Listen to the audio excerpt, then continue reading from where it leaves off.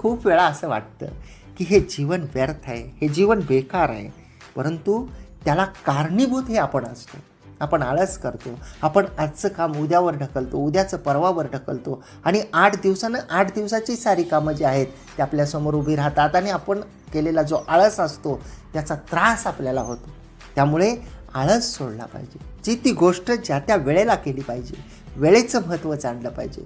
जर आज आपण पंक्च्युअल असू, जर आज आपण वेळेमध्ये प्रत्येक गोष्ट करत असू, तर उद्याचा आपला येणारा दिवस हा सुखाचा, समाधानाचा, आनंदाचा आणि सन्मानाचा जाणार आहे.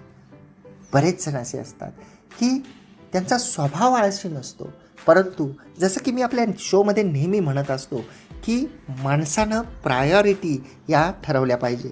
कारण तुमची प्रायोरिटी काय आहे, कोणत्या वेळेला कोणती गोष्ट करायची हे ज्याला कळतं तोच जीवनामध्ये यशस्वी होतो, तोच सुखी होतो, तोच समाधानी होतो.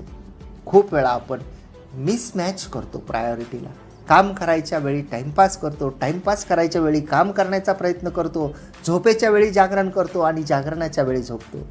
म्हणजे ज्या आपल्या अपेक्षा असतात त्या अपेक्षा आपल्या पूर्ण होत नाही. त्यानंतर आपण चिडचिड करतो, त्यानंतर जगाला दोष देतो, त्यानंतर जवळच्या लोकांना दोष देतो आणि आपण निरुत्साही होऊन जातो, डिप्रेशनमध्ये जातो. खूप सारा मला ताण आहे, तणाव आहे असं आपण म्हणायला लागतो. परंतु याला जबाबदार कोण आहे, तर याला जबाबदार आपण आहे. कारण आपण केलेली कोणतीही गोष्ट, कार्य ही व्यर्थ तेव्हाच जाणार नाही जेव्हा आपण ती वेळेवर करू. त्यामुळे वेळेचं महत्त्व हे प्रत्येकाला असलं पाहिजे, नाही